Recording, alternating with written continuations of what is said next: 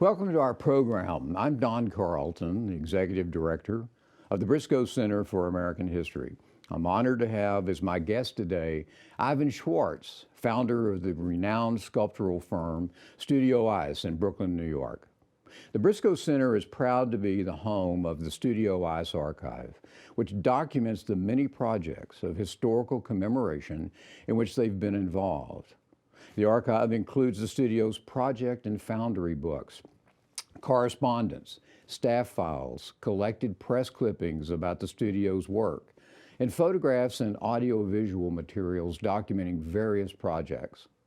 Although the archive is a collection of documents and visual material, it also includes the busts of Benjamin Franklin, George Washington, and 4 other founding fathers, as well as a maquette of an equestrian statue of King George III. Welcome, Ivan. Thank you. I appreciate your doing this. I'm happy to be here. Now let me explain, really before I ask Ivan any questions, I want to explain to our audience why I sought the Studio EIS. It's, by the way, Studio EIS is pronounced EIS, so I will do that from now on. But anyway, his archive for the Briscoe Center nearly 10 years ago now. Before I ever met Ivan, I was aware of his work commemorating significant figures in American history. But it was my friend, Kenny Jastrow, a prominent Texas businessman and philanthropist, who first recommended that I should consider reaching out to Ivan and his brother, Elliot, to invite them to house the Studio EIS archive at the Briscoe Center. At the time, Kenny had just returned from a tour of the Gettysburg battleground, where Ivan gave his tour group a lecture about a statue of Abraham Lincoln Ivan produced for Gettysburg. Kenny was deeply impressed by Ivan's presentation and his statue of Lincoln, and he thought the records documenting his studio's work would be a great addition to the Briscoe Center's collections related to historical symbolism and commemoration. I was intrigued, so I traveled to Brooklyn to meet with Ivan and Elliot and discuss the possibilities of preserving their archive. By the time of that visit, they and their team at Studio EIS had been producing statuary for more than 40 years. I asked them to place the Studio EIS archive at the Briscoe Center for 2 reasons. But number 1 was because of the Briscoe Center's interest in documenting the importance of symbols for the study of the past, especially flags, banners, memorials, and statuary, and the importance of studying these items' purpose, asking questions like who decided to commission them, and their impact on their audience, and who was the intended audience. I also knew that you and your team, Ivan, conducted in-depth research on each of your subjects, and I wanted to preserve the evidence of that process and make it available for other researchers and students. So let's talk about Studio EIS and your work in particular. So tell us briefly, Ivan, about your background and your, where you grew up and your education. Well, I was born in Brooklyn. I spent about 5 minutes there. And then my father, who was a returning World War II veteran, moved the family to Queens. And so there was a tree or two out front. And I lived in Queens until I was 11 years old. There was a tiny kitchen, and in the corner of the kitchen, my mother made interesting copies of second-rate Impressionist and post-Impressionist painters, which I have today and love dearly. But it was her interest in art and my father's willingness to portage us all around the city. We went to museums all the time. So we were very, very young. We went to museums. And I was about 9 when my brother won a scholarship to an art school in Manhattan that had been going for a long time. It was called the Albert Pell School of Art. I think he was 2 years older than I am. We were vaguely competitive. So within about a year or two, I was also on the subway going to Albert Pell School of Art every Saturday morning. And you know, as I was saying to somebody last night, you know, when you're in the theater, it's the smell of the grease paint. Well, when you got off the elevator at Albert Pell's art school, you could smell the oil paint from about a football field away. And there was just something that was, you know, the idea of making things, the idea of transformation. That, you know, you're given a blank canvas and then you turn it into something. And at that age, all you really want to do is bring it home and you know, get all the accolades and affirmation that your parents can throw at you. But the truth is that, you know, they encouraged both of us, and both of us went on to get have an art education. My brother went on to, well, I mean, he had a bachelor's degree from the, oh gosh, Art Academy in California, the first Disney school. That was an art school. And then he went and got a graduate degree at Yale University in photography. And I went to the College of Fine Arts at Boston University, and that was, in 1969, that was one of the last academic, old-fashioned academies in America. And so, I mean, that was the beginning of it all. When I finished school, I then I worked for about a year and a half. I saved up my money, and I spent a year working around the foundries and the quarries in Italy. And that was one of the great... Which is where, in northern or southern Italy? In northern Italy. It's a tiny little place called Pietrasanta, very close to Carrara, where all the great marble quarries are. Okay, where right. Michelangelo quarried his marble, and and that was an amazing experience. So it began that way, and of course, then, you know, when they're pushing you out the door, when you're finished with school, and they've used up all your tuition money, I can remember, you know, one of my professors saying to me, "Ivan, listen, if you hang around long enough, somebody's bound to take you seriously." So we could say that's really where it began, because once you're out the door, you know, unlike students in, you know, in the business college, you know, you're just, you know, you push out the door without a parachute. You're just on your own. That's it. Yeah, it's kind of like prison. Kind of like prison, in other words. Well, right. Well, certainly the worst business model of anybody that ever created a business, that's for sure. Ivan, tell us, how did that get to Studio EIS, that training that you just described and your background? How did you and Elliot wind up creating Studio EIS? And why, really? Well, I had, my first commission was for a very small social history museum on the Iron Range in Hibbing, Minnesota. Oh. And where Bob Dylan was from. That's right. And I'm sure I sat in a car for a long time looking for the ghost of Bob Dylan. But I did that project. I thought it was a one-off. I never thought I would do another project, truly. Oh, really? Yeah, no, it was just a one-off thing. I was working at the Minneapolis Institute of Arts at the time, and I'd finished the job. I won this commission, and I was getting ready to move back to New York. And I thought, you know, I went back to doing sort of manual labor when I got back to New York, and then I got a call from somebody saying, "I saw the project you did in Minnesota. We've got a project we're working on with Smithsonian Air and Space Museum in Tokyo. Would you possibly be interested in that?" Obviously I wasn't, but so travel was really first and foremost. I did the project, and then when it came time to figure out how to get it there and hang it and do everything, I didn't have any helpers. So I turned to my brother, who was then teaching at the Nova Scotia College of Art and Design. I said, "Listen, you need to take a few weeks off. We're going to Tokyo." And so that's actually where it began, because I said, you know, this is better than driving taxis and waiting on tables. I'm serious. I mean, the job was over. We had a little cash in our pockets. We were heading back to New York. We were very young. And I said, come on, let's do this thing. Well, doing it, the idea of doing it was fine, but there were no callers, you know, until the phone rang again. And then it was actually the Air and Space Museum themselves who commissioned something on the basis of what we had I done. started to say this was a follow-up to what you did. Yeah, so the whole thing for all of these almost 50 years has always been a kind of follow-on by people who've seen the work. But it's all started with the Smithsonian. Yeah. Well, it also started with the this commission. this funny job in Tokyo. Oh yeah, but that wasn't for the Smithsonian? No, it Oh, wasn't. okay. But there were consultants from Smithsonian. I see. And then they later hired us at the Air and Space Museum. Okay, I got it. And that's what led to And that's that. how it began. And then I convinced him that, you know, why go back to Nova Scotia when you could be living in New York and having a great time at 25 years old and making almost no money.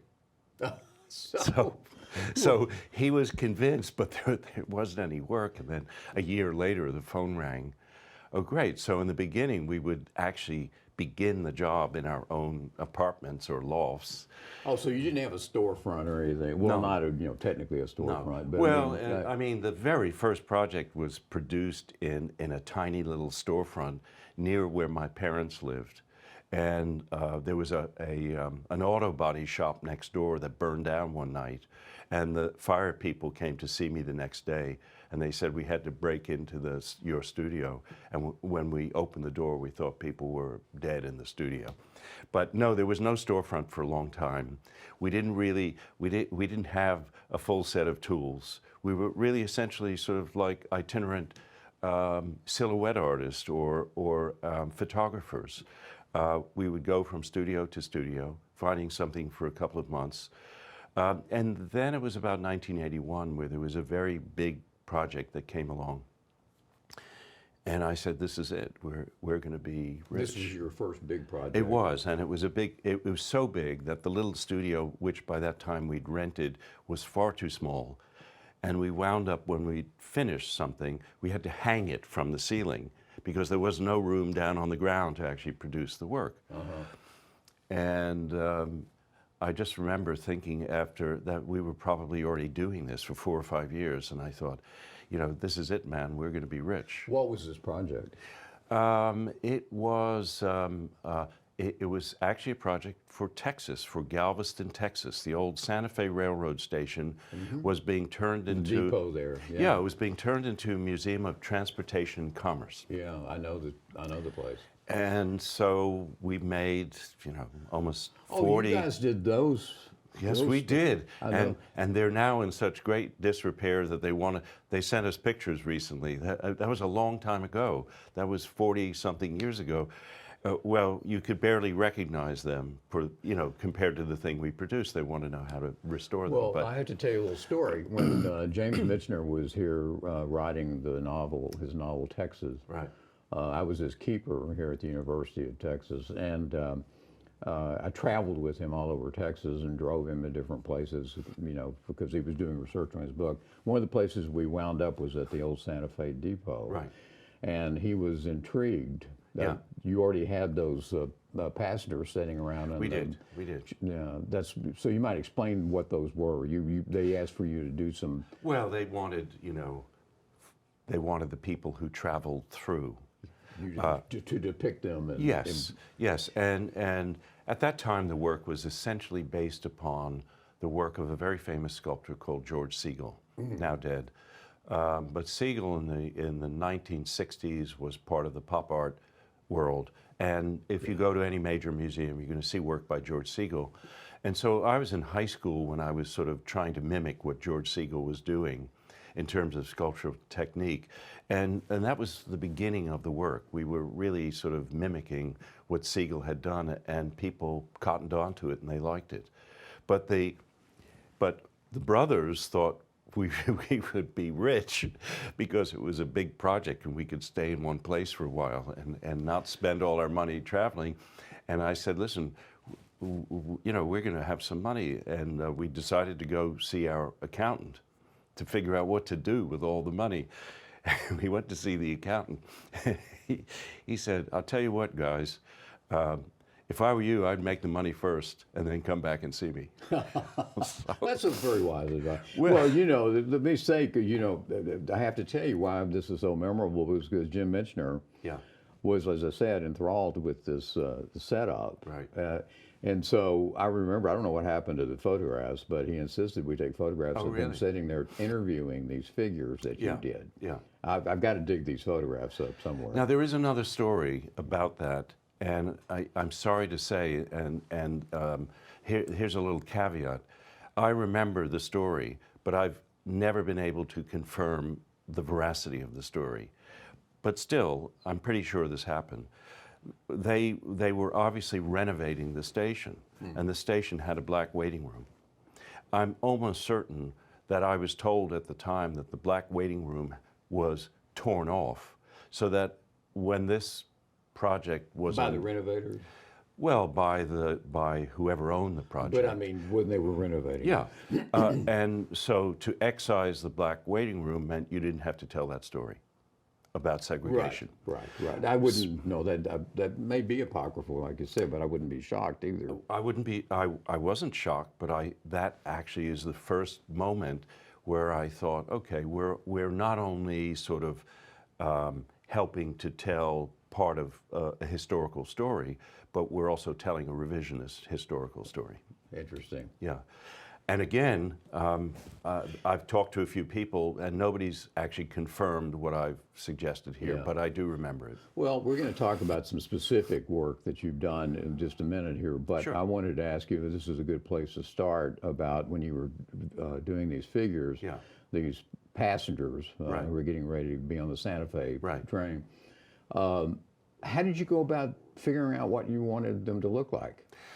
Well, you know, there's less so now in a lot of the projects, but at that time we worked with a design firm who basically came up with a conceptual idea, and they had a script almost for every single figure. Okay. You know, there's a guy sleeping on the chair, and he's got his luggage there, and of course in that early stage we used all of our family members. So there's even a cast of my brother and my uncle and our plumber and, you know, everybody that we knew, because, you know, we really hadn't tapped into the tens of thousands of ready, willing, and able models in New York. So you've got several bronzes of your family in Galveston, is this correct? Well, those are actually not in bronze. They're sort of like paper. Oh, well, yeah, they're that's deteriorating in paper mache. That's why they're falling apart. Yeah, exactly. Yeah, well, that's pretty brutal. And the station's been flooded a number of times. Oh, yeah, that's right there on the Strand. Yeah. It's a brutal environment. Right. So let's move over, you guys. I want to talk about actually some specific projects that you've done, and some of these are my favorites, frankly. Okay. And so, I mean, you've done so many. Yes. I mean, we could be here for days and days talking about all of them. But I just wanted to kind of go over a few of them that I think many of our viewers will probably have seen, since they're very popular, very popular places. What about we could talk about what you were thinking about, you know, what you were asked to do, you know, that sort of thing, because these are all commissioned works. Yeah. Let's start with the signers of the U.S. Constitution for the Signers Hall Gallery. Well, it was a national competition. In Philadelphia. Yes, and it was a national competition, and, you know, one is always surprised to win something like that. But, you know, I remember being very excited. So this is one you went after, in other words. They didn't come to you, or they just asked for a... Yes, they were soliciting responses from sculptors all around the country. We threw our hat in the ring, and then one day the phone rings. Is that pretty standard, though, for most of these? No, actually it's not, and we tend to not do that any longer. Okay. And not because we're so rich. It's just that they can be very... labor intensive to produce, and we just don't win them for one reason or another. Yeah. But that was a competition, and we won the competition. And I remember thinking, who wants this thing? You know, this is about the year. Yeah, explain what this is about. Well, the Constitution Center is about the creation of the U.S. Constitution, and that museum, which I think it opened. Actually, it opened after 9/11, but the work went on in advance of 9/11, because I remember we were in the studio when the planes hit the towers. So it began before then. And there's one room on the second floor and the museum is very IT, sort of electronic, and you walk throughout the museum and there are a lot of touch screens. Very interactive. Yes, and I wouldn't say it's not our thing, it's just not what we do. But apparently the room in which the 42 bronze sculptures are is the most popular destination in the room. But still, when we won the competition, I just thought, who wants this old set piece? You know, we're now well into the we're at the end of we're at the beginning of the 21st century, basically. And the kind of academic sculpture that we were producing basically started disappearing after 1930. Abstraction, you know, which begins at the beginning of the 20th century, you know, really well and truly took over the entire art world. And so the idea of using figures to tell a narrative story just wasn't the thing that people, for the most part, wanted to do. And so I just thought, okay, well, you know, it's a job. We need to do this thing. Well, after we were finished and installed this, there were so many sculptures, we never actually saw the entire thing in one room until it was installed. Oh. Which is an interesting thing if you're making something. Yeah, sure. So you rely very heavily on, you know, your intuition, if you will, or rather you tell yourself that this had better work. And so when we installed the project, I went down to Philadelphia watching some of the installation in an empty room populated by one sculpture after another. And I still came away with the same conclusion. Who's going to be interested in this thing? Well, after it was open, Elliot went down and photographed it, and the room was absolutely filled, chock-a-block, with students. And there is a photo that maybe you have, I don't know, and you cannot see the sculptures for the students. And it really was in that moment where I essentially rededicated myself to what we were doing, because I understood that you know, people still responded to this old-fashioned figure making, and there's something in it that I hadn't really explored fully myself. Yeah, because it was a basic way of teaching history, and that people can, particularly kids, can relate to. Yes, which is, and there were no pedestals done. Right, so they're right on the ground, I know. Which became an important part of it, right? Right. Taking the sculptures off the pedestal. I don't really see it as being such a big thing, but people still insist today that it really is such a big thing. I can't tell you how many times, and this is true with some of the others that we're going to talk about, but people have told me, oh, you know, I've seen their such and such. Right. That's one of the ones that, so that's a heavily trafficked area, apparently. Yes, yes. And I know that when when Chris Matthews had a television show on MSNBC, their advertisement used to be him walking through. Right. I don't know if you ever saw that or not. I must have, because in those days we were still, you know, this sounds vulgar in a way, but we were still pretty much on the make. When the job was over, we were out of business. So in other words, we never got rich on the Galveston project, and we certainly didn't become rich on this one. And the goal wasn't to become rich. The goal was to sustain the enterprise, which was just an incredibly difficult thing to do. So it was an extraordinary experience.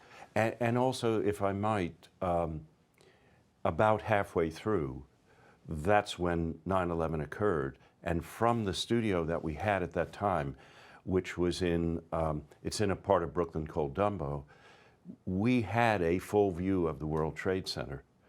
And so... that's where you were when I first met you, right? Was it because it was in Dumbo? Yes, but actually it was not that studio. Oh, okay. All right. But so people saw the towers come down, the people who were working in the studio that day. God.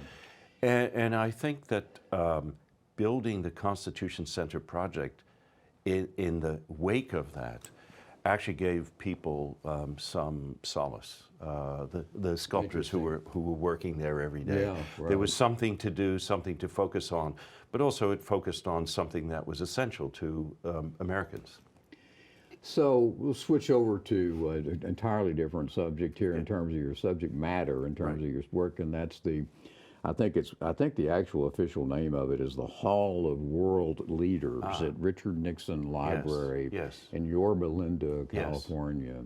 And I've given lectures there, and I always make a point, even before I knew you, to go over there and visit with those world leaders. Yeah, Tell us a little bit about that project. Well, it was significant because it was the first time that we were making important portraits. So for the most part, the projects, the Galveston project, the Center for Transportation, they were all generic people. They were everyday people. But in this case, it was Konrad Adenauer and Churchill and Mao Zedong and Yoshida of Japan and Golda Meir and Sadat. The idea being these are people that Nixon had interacted with as a world leader. Yes, and it's my understanding that he felt that these were the most important people that he had interaction with. So it was a challenge, and also, you know, if you do this thing long enough, you also work for people that you might not actually adore, let's say. However, I could talk more about the making of the sculptures, which really was a challenge because the portraits really had to be, let's say, credible. Tell us how you do that. I mean, how do you do the research? I mean, what is it you're looking for? Well, I remember that Khrushchev was one. So, you know, I'm a sort of Cold War child, and Khrushchev and Brezhnev. And I remember thinking, you know, how are we going to do this? And at some point, we just could not figure out how tall Khrushchev was. So somebody said, well, you need to look at the photograph of the kitchen debates. You know, and Khrushchev was standing on an orange crate or something like that with Nixon. But still, it didn't really work out because the angle of the photograph was off and you couldn't really. So I remember we called the Russian consulate and they just hung up on us. No, I don't think they were too interested in talking about Khrushchev at that point. But you exhaust all the possible venues. Some of it's anecdotal, as in look at the photo of the kitchen debates, because it wasn't actually shot so that we had the metrics of Nixon and Khrushchev. You know, we could sort of have a vague idea of what Khrushchev was wearing, but, you know, I remember taking photographs of Khrushchev to I didn't really have a tailor, but somebody said, you know, there's a guy who makes cheap suits, you know, on Broadway and 47th Street, Mr. Tony, and he'll make Khrushchev's suit for you. So, you know, it was still sort of early days. I don't know if I'd go to Mr. Tony today, but to make somebody, you know, to make Lincoln's suit, for example, Brooks Brothers took care of that. But so we were sort of limited. All we could do is find, you know. But you're using photographs, obviously. Using photographs.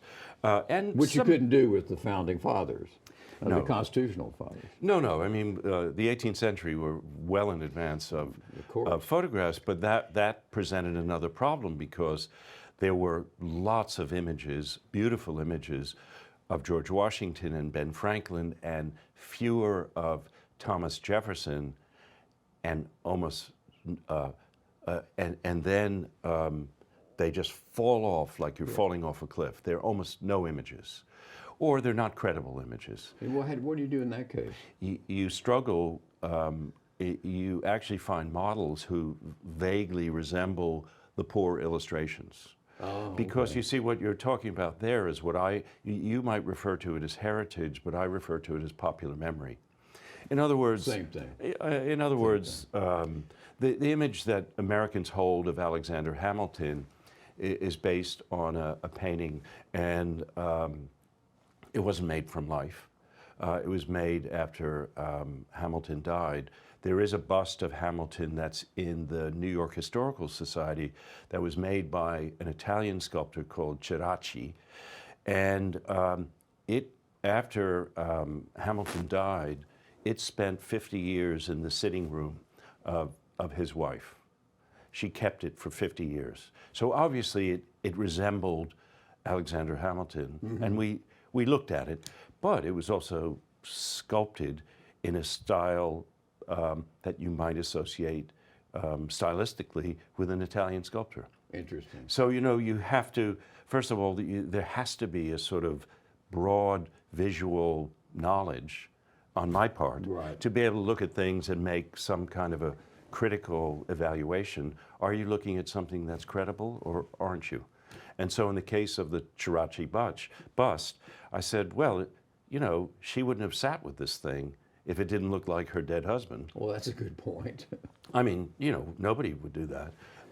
And it sits in the New York Historical Society, but you can tell when there's a difference, and you have to pay attention to that. So there's another, there was, and I've forgotten the name of the sculptor, but in 1826 there was a sculptor, an American sculptor, who petitioned the Congress of the United States to go out in America, travel, and take busts of the last remaining, we'll say, A and B list of founding fathers in America.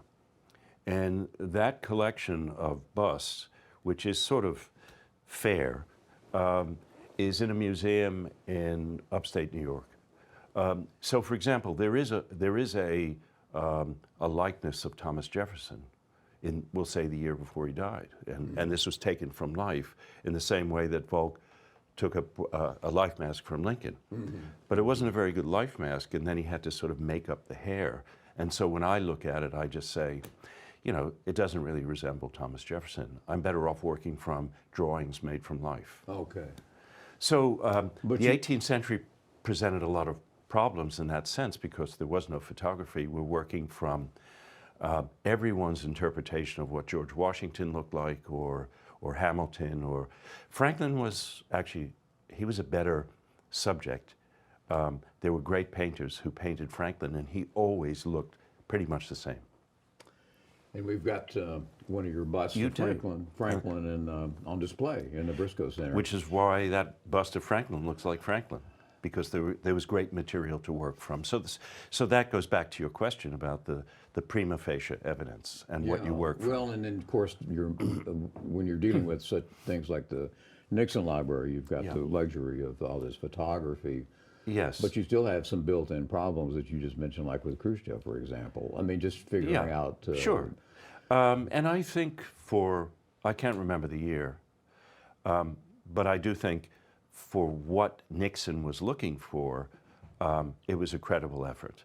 I mean, I look at it today and think it looks very stiff, and I would do it differently, but it was a long time ago. Right. Well, what about another interesting work that you did was of the Abraham Lincoln statue in front of the New York Historical Society.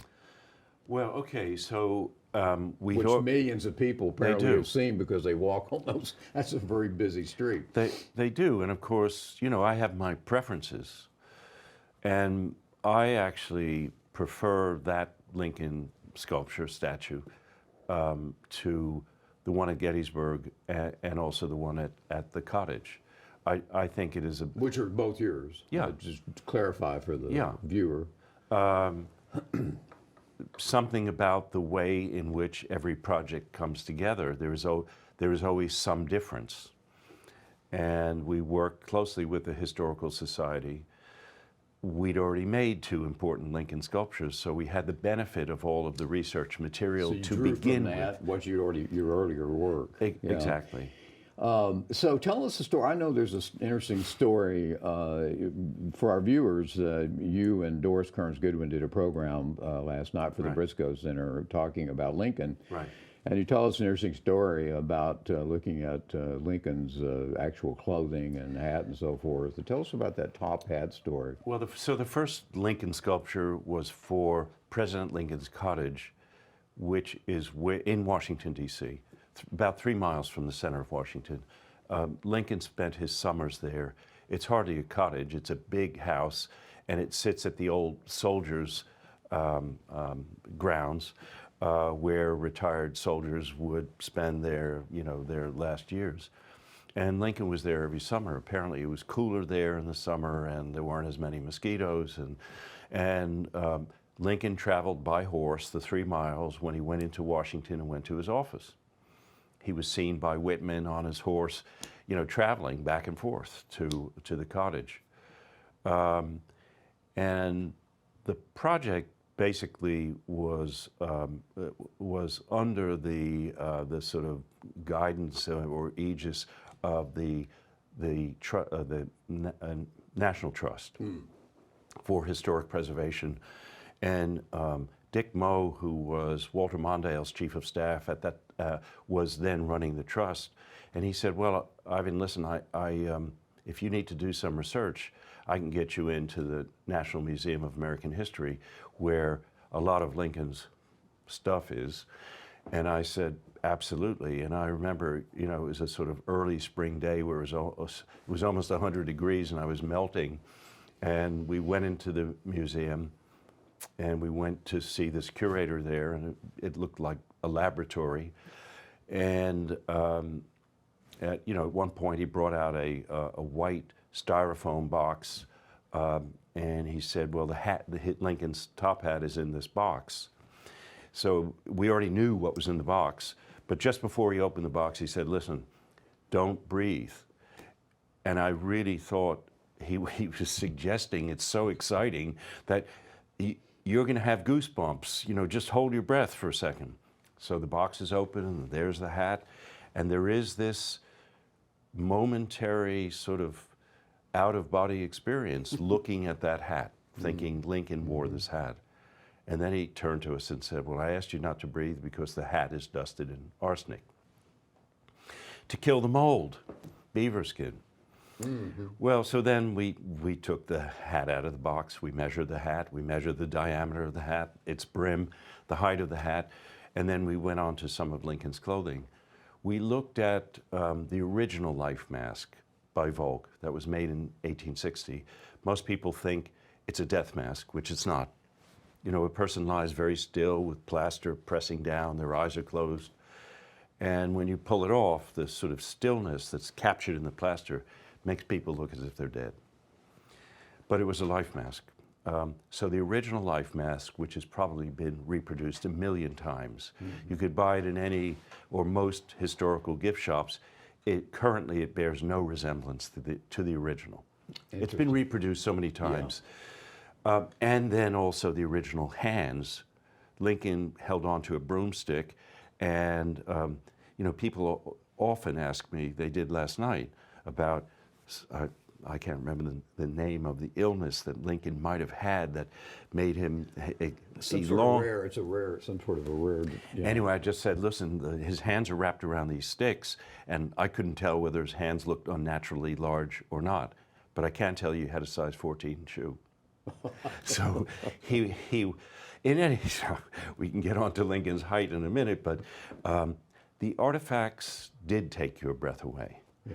I saw the probe that was used by the doctors who did the autopsy to determine how far, the bullet was inside of his head, and it's a very eerie and strange thing, even a century and a half after his death, to be looking at these objects, and then we also had this association with Ford's Theater.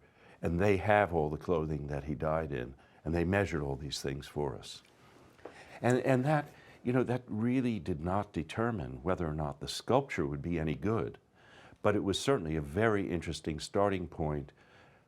I would not call these forensic sculptures, because after you have that initial information, you work within parameters that are close to that. But at the end of the day, you have to take a step back and ask yourself, does this thing, does it feel like you want it to feel like? So here's where the interpretation comes in. If you cling to, here's the hat, here are his gloves, here's his coat, we know the length of his coat by 1860, men were all wearing long pants. They weren't wearing breeches, so there wasn't a question about, you know, the lower leg and how long it was. We could measure his pants. We could measure his clothing. It still didn't determine whether or not, at the end of the day, people looked at the Lincoln sculpture and thought, yes, that really grabs me in some way. Well, there's the issue of, you mentioned good versus accurate. Yeah. Is there a difference? Oh, yeah, absolutely. I mean, something... Is the good more stylistic, possibly? Well, I think, after all, we have the whole history of Western sculpture to look at. Right. And, you know, I think of myself as being reasonably well-versed, and therefore, you do want to make something with that vocabulary in the back of your mind all the time. We could make something that today we could do using digital tools to be, what would we say, more accurate, but it doesn't, it's just a tool. If you can't deliver something that in some way conveys the presence of Lincoln, that goes to the narrator, the interpreter, and the narrative that you're trying to achieve. And that's not about the copying of the metrics. So what I'm hearing you say is that absolute accuracy is not necessarily what you're trying for. I mean, but I also know that the realism is extremely important in what you're doing. Yes, it is. People are fascinated by details which are no longer available to them. Yeah, right. Why, after all, do people go to see Madame Tussauds? There's something extraordinary about standing next to a wax figure that almost feels like it's going to breathe. Or, you know, why do people go to, you know, kind of Disney experiences that recreate what was once the real experience? Well, they even had a Lincoln at Disneyland. Of course. Yeah. Of course. Speaking of Lincoln. Yeah. Absolutely. Well, you know, the fact, though, and I want to make this point, too, though, you guys, you see the differences between good and totally accurate, let's say. Yes. But to tell you the truth, from a historian's point of view, the deep research that you do Right. and the absolute detail and minutia Right. that you deal with does in fact provide historical evidence. And Yes. this is why we were interested in getting the archive, because you've done all Right. of that kind of work. And even though you don't have photographs of the founding fathers, for example, Right. you still are doing the research Absolutely. that tries to get us as accurate, you know, and that's all when we're writing history. That's Yes. that's all we can do as historians too in writing. Well, you don't want to get it wrong. Yeah, exactly. And you don't want to get it wrong for a number of reasons. There's always somebody out there Right. who will heckle the hell out of you. Of You know, course. make your life miserable. But but historians, when you know, when I'm working, I know that I'm interpreting history, so you know, I want it to be as accurate as possible. Right. But so I think there's a connection there in terms of what you do. For example, you know, you're interpreting in some sense. Yes, I mean, the interpretation is very, very important for what the final result is. And I would say that the final result is the thing that one is trying to achieve by incorporating that level of historical accuracy. And obviously it has, you know, the greatest impact is in people's clothing. Interesting. Let's go quickly to one of my favorites is the equestrian statue of King George. Right. Tell us what that is, what you had to do with that. King George III, of course. Yes, King George III. So, you know, New York was we were obviously we were Great Britain, and a statue of King George, an equestrian statue of King George, was commissioned, and it was produced in. But we're talking about colonial time here now. Yes. Yeah. I'm trying to remember. I know when it came down, but I think it began. I'm not entirely sure what year it began, but it was sculpted by an English sculptor called Wilton. Right. And it was cast in lead, which to me it's a very unusual thing to do unless you're in a hurry, because lead has no structural integrity. It would fall under its own weight, whereas bronze can support itself. And the history of this kind of sculpture is almost always cast in bronze, On the other hand, there was an 18th century German sculptor called Messerschmitt, who sculpted heads in lead, and they were very beautiful, but it was only this big. So to sculpt a man on a horse in lead would weigh many tons, and it was shipped. It went by sea and came to New York, and it was placed at what is now Battery Park. Well, 9 days after the Declaration of Independence was read, the Sons of Liberty and a lot of New York townsfolk threw ropes around it, and they pulled the thing down. And actually, it's, in a way, it's sort of a major, it's the first shot, in a way. It's not the actual first shot in the American Revolution, but it's a huge symbolic shot of tearing down the sculpture of King George, beheading it, and then the lead was torn up and put on barges and sent up to Connecticut, where all of that lead was turned into shot, fired back at the King's troops during the American Revolution. So and they're still finding, because they can test the metallurgy of what they're finding in the ground, and they know the components that were in that lead. So they're still finding bullets. You know, that's interesting. So we think about the destruction of statues as being something new. No, yeah, not at all.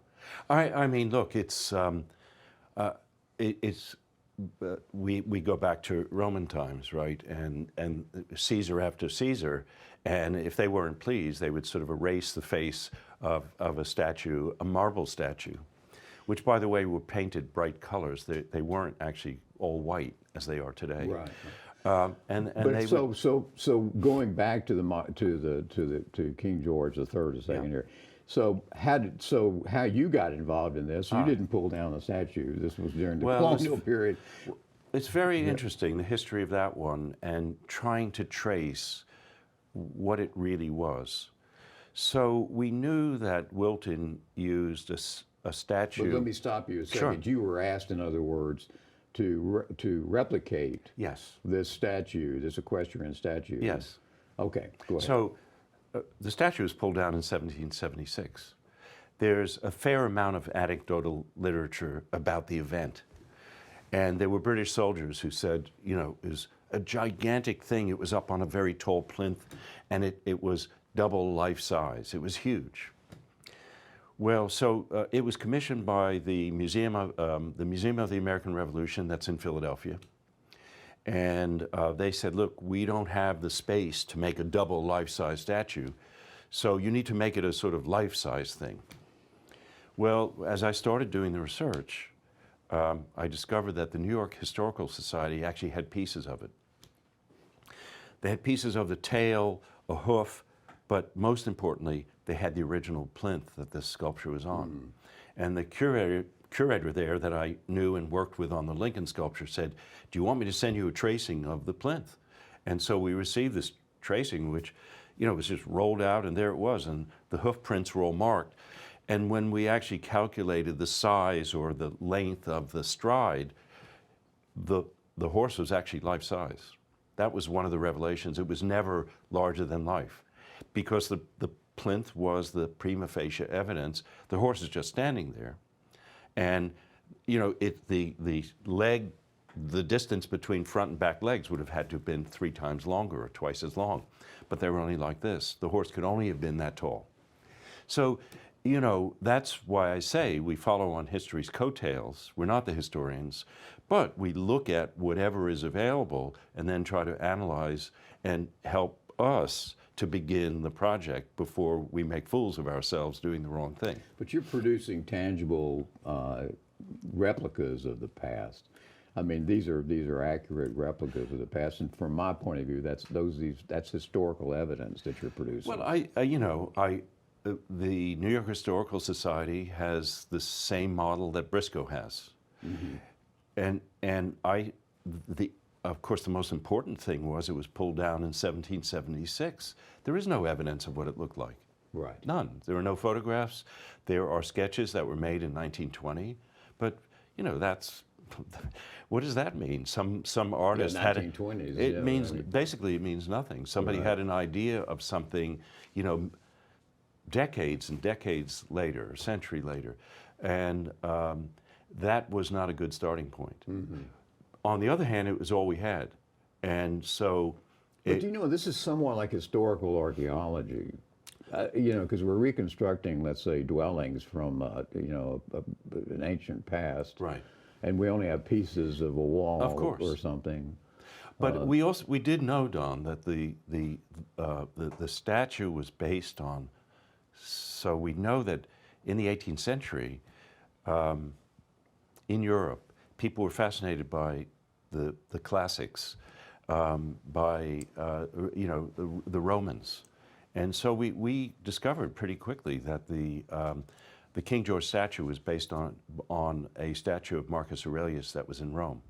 Interesting. And I went to see it and looked at it. Of course, it looked very different to the thing that we built. But again, all I could do was work with the information that we really could put together. And the New York Historical Society had a hoof, you know, a base plate, and you know, a piece of the tail, which didn't really reveal all that much. Well, we've, just for time's sake, I want to mention, we can't talk about every one of them, but I just want to mention a couple of other, some of your other work that I think is so interesting. And you've got, you did the statues of Franklin and Eleanor Roosevelt at Yes. the FDR Library. We've also, you've just recently done a great, I really love this statue of John F. Kennedy. Yes. Which was unveiled, I guess unveiled a year ago. About a year now, ago, yeah. at the Kennedy Center Yes. in Washington, D.C. And I think it was just an excellent, you know, piece of work. Then you've got a group of civil rights movement statues of Rosa Parks and some photographers, and it's sort of, it's a multi-person thing. It's in Memphis, isn't it? Oh, well, we worked on the National Civil Rights Museum in Memphis. Yeah. So, you know, prominent in that exhibition was the sanitation workers. Yes. I am a man. And so we made a number of figures for that museum, and that was probably our earliest, you know, if we cover American history in terms of civil rights, that was probably the earliest project. But we worked in Birmingham and worked in a number of places. They're excellent, and there's so many others. In fact, I would, for those people who, you know, for our viewers of this discussion, I would recommend they go to your website, because there's really a lot of information about your projects and what you've done. Do you want to talk about the 9/11 experience that you were involved in, or? Well, I should start. I don't mind. I don't mean the actual seeing 9/11. I'm No. talking about you had a work that you actually worked Yeah, on. I think, you know, today it just falls into, I've been doing this for so long that, and when you do, everything happens. And that was a situation very soon after 9/11 where the fire commissioners came to Studio EIS and said, with a real estate developer who was willing to pay for it, we would like to commission we're talking about weeks after 9/11. We want to commission this sculpture to be dedicated at the site, the firefighters' headquarters, which was in Brooklyn. And of course, there was no way that any of us could say no. I mean, why would you? We would have done anything to help in any way possible. There were 343 firefighters killed on that day. And I saw the image that the firefighters wanted us to use, and that was, there was a New Jersey newspaper who sent its photographer out, and he snapped those pictures of the three firefighters raising the American flag. Mm-hmm. So when I looked at the picture, I just thought, well, this is so derivative of Iwo Jima, mm-hmm. and I get it. I mean, you know, that symbol was hugely important, and after all, that is what we do, is make symbols. And I said, okay, but I wasn't really thrilled to be doing it. And it wasn't very long after that, we'd actually made the clay prototype sculpture. It was dedicated by Rudy Giuliani just before he left office. There was a huge ceremony, but in a sense, it wasn't finished because it hadn't been cast in bronze. And very shortly after, I wasn't at the dedication, I was traveling. Excuse me, I was in Australia at the time. And when I came back, I knew that the statue had been dedicated. I saw the photographs, and I was very pleased. We did what we set out to do. After all, Elliot and I we were invited, and it's not exactly the invitation you want, but we'd gone down into the rubble of the World Trade Center. And as I said earlier, we would have done anything to help the fire department. And so when I came back from my trip and had seen the photos and was well pleased, I suddenly started to receive literally thousands of emails that were essentially castigating us for doing this. And they were it was largely a campaign that came out of the New York City Fire Department.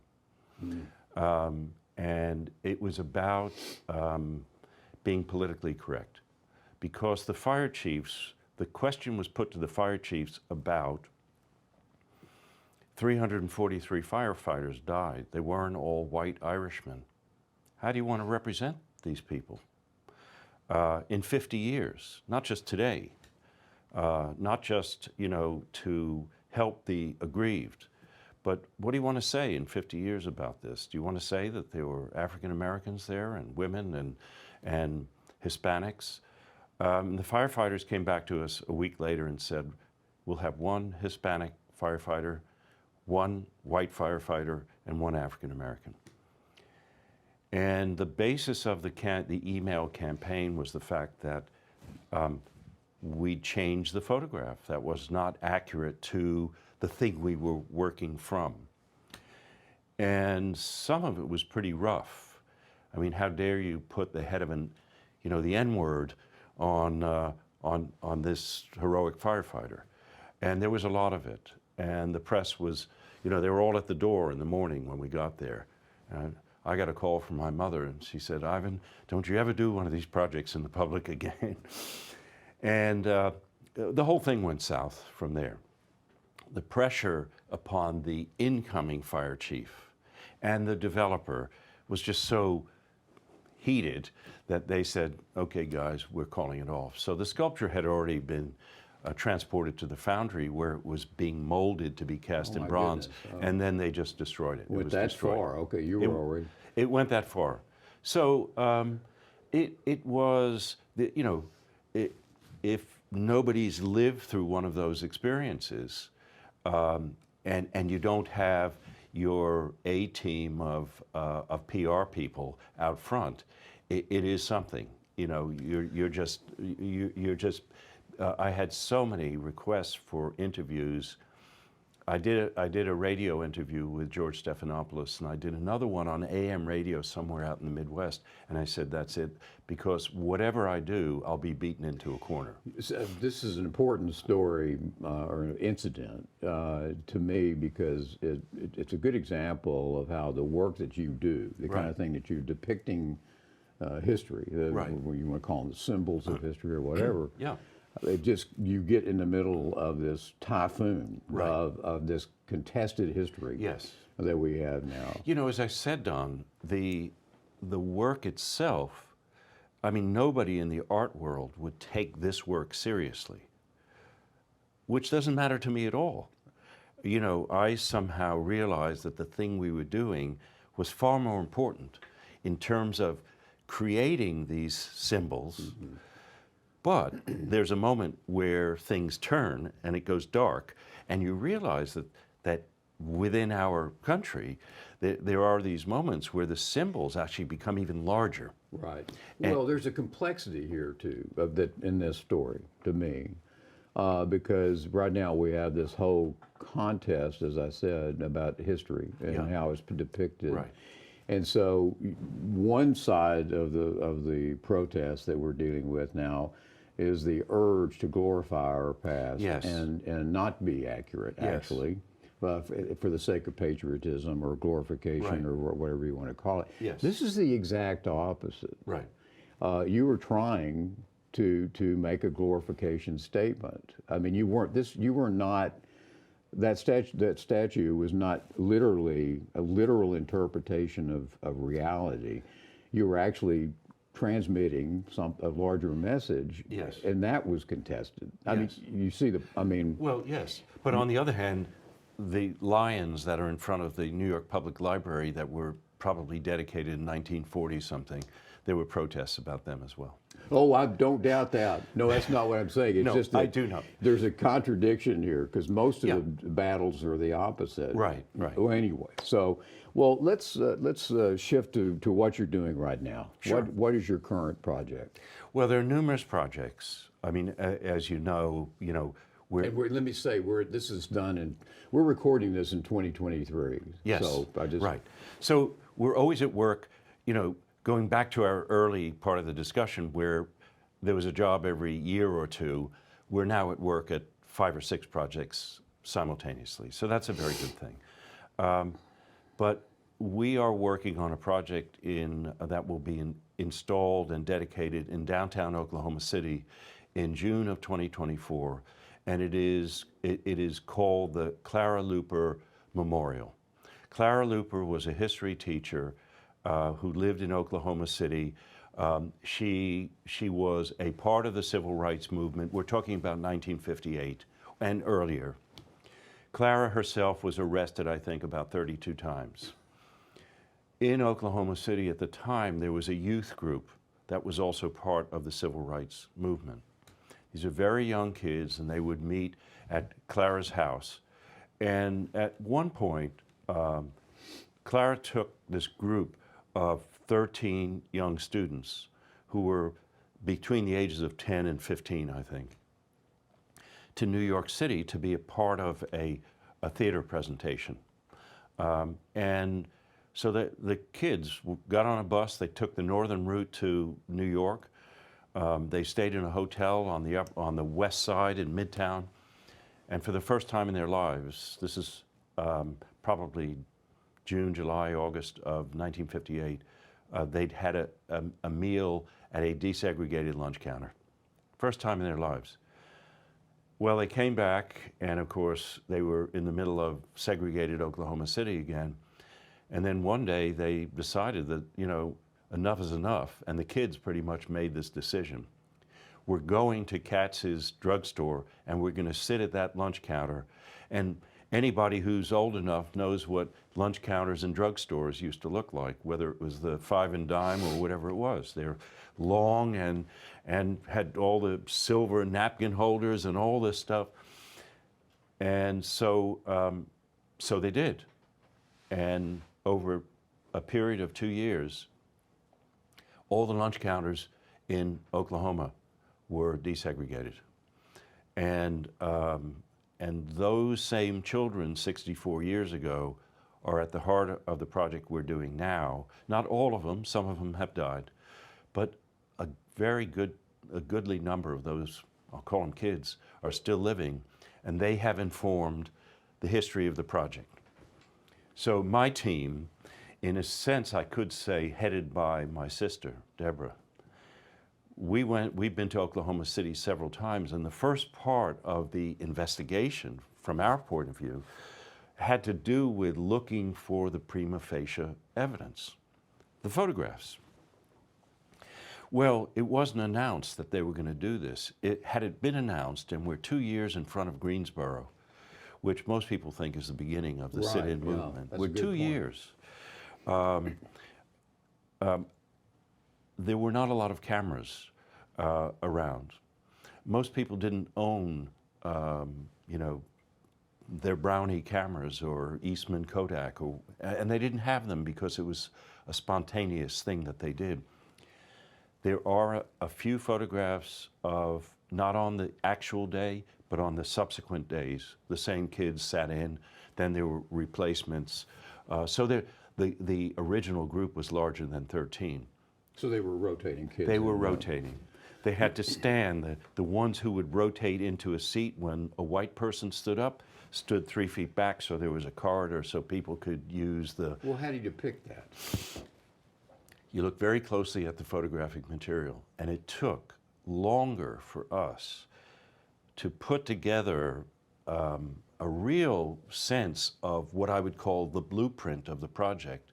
To do this project than I would say almost any project we've ever done. And it just had to do with the paucity of photographic research material. It also had to do with the fact that everyone who was there 64 years later did not necessarily agree or weren't in sync with events and how they transpired. So the very first day, all of us went to the Oklahoma Historical Society. We had a classroom there, and we spent the entire day locked down in discussing events that took place 64 years ago.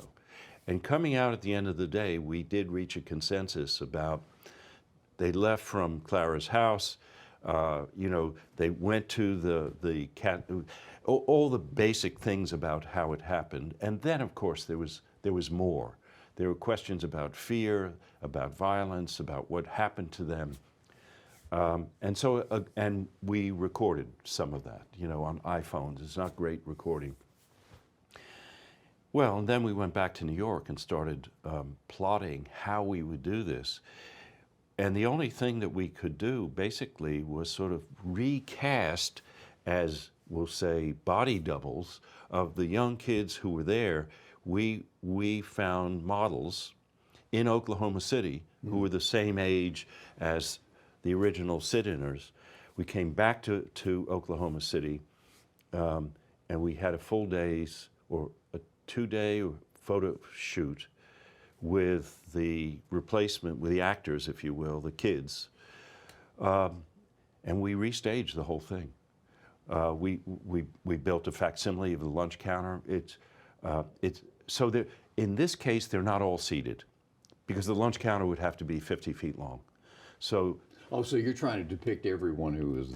We are depicting everyone who was there. Okay. All 13. All right. Plus the waitress who wasn't too pleased serving these kids. On the other side of the counter. And so we staged the photo shoot, went back to New York, edited 1,000 pictures, then made another trip back to Oklahoma City to present, we'll say, the 5 best scenarios. Mm-hmm. It's not exactly the way it looked in August of 1958, but I think this goes back to an earlier question about, is it all about the verisimilitude, or are you doing something that needs the narrative as the sculptor and somebody who's directed this so many times? You need to, like a film director, you need to actually do other things, because if we did it exactly in bronze, right, they're inanimate, it could actually be, it might be a little boring. And so it's very, very important to somehow animate the past. And how are you going to do that? Well, I think the photo shoot and the adjustments that we made as we sculpt, we're constantly sort of revising, not in a major way. We use the script that we're working from, but halfway through, I mean, we did a review in the studio, put the whole thing together, and I said, listen, guys, there are too many people who have the same exact expression. We can't do that. You need to make some revisions here. And we've got the folks from Oklahoma City will be in the studio March 15th. This will be the last time that the entire thing will be assembled before parts of it start to go to the foundry to be cast. So that's where we are now. That's exactly where we are. As of February of 2023. So we're looking for, so your date, what date are you shooting for having this finished? It's June of 2024. Well, we're looking forward to seeing that. Yes. Can I just say one other thing? Sure. There was a press conference. The mayor of Oklahoma City gave this conference with all of us, and we kind of staged, a kind of mock-up of what this looked like. If this were even 10 years ago or 20 years ago, this sculpture might have been dedicated in what is still the African-American neighborhood in Oklahoma City. But today it is going smack down, right in the middle of downtown. Mm-hmm. So, when you talk about the thing that we do, and I talk about Briscoe, in the 2 years leading up to our archives traveling to Briscoe, so we go back really 10 years. Right. 11 years. And when we finally packed up all the boxes, we did an audit of what we were sending. And, you know, to date, there's something like 170 bronze sculptures we've made, but there are many hundreds more of conventional museum figures. And when we actually did the assessment of all the people that we'd made, there were very few women, very few African Americans.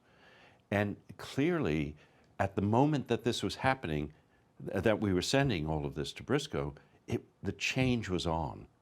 Because it wasn't that long after that that we got the call to become involved in the Virginia Women's Monument.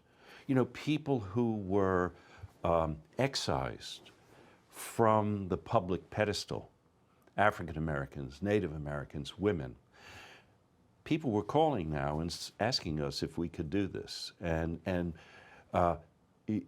so we are. And I think that, in a way, is one of the most interesting things about having done this for 5 decades, that I've witnessed the change. And the change, in a way, is almost the most important thing. The sculptures have to be great. The figures have to be as good as we can make them. But when if I were to write about the history of the studio, the greatest thing, in a way, is the sum total and the change that has happened in terms of the recognition that that parallel history of people who were not represented, it's essential that they be represented today. And that, to me, is the most important thing. You know, Ivan, I can't tell you I mean, we're so happy to have the Studio EIS archive, because it really fits into our philosophy and our mission so well. And it's such an invaluable historical resource, and it's such an important topic, this whole idea of how we commemorate the past. Who decides that? What messages are we sending? And so it just really fits, as you know very well. The Briscoe Center is now the custodian of a set of statues of Confederates. Yes. That were quite controversial, Right. but those statues are part of our collection. Right. So thank you so much for joining our team, and also just being involved in what we do.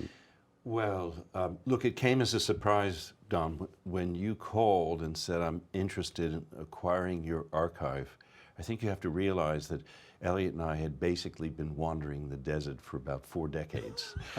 And no, I'm telling you, seriously, a lot of hard work and a lot of dedication, but there really was no culmination, if you will. Mm-hmm. And I think that the connection to Briscoe, for myself, I can't speak for my brother, but I would hope that I echo his thoughts, and my sister, and all the other great people that have worked for us, is that the thing we do has meaning. And what I would say really is that the connection to Briscoe has bestowed a very high honor on the thing that we have spent most of our lives doing, which I just simply cannot tell you how grateful we are that we have made this connection, because it adds deeper meaning for all of us as we go on and keep doing this. Well, I'm so glad to hear that. And the gratification goes both ways. And it's true, really. Well, this material, all this research material that we have from your archive is going to fuel dissertations and theses in years to come. And, well, I'll be getting calls in my great dotage from people saying, could you tell me about this, and could you tell me about that? I'll say, I'm sorry, I can't remember.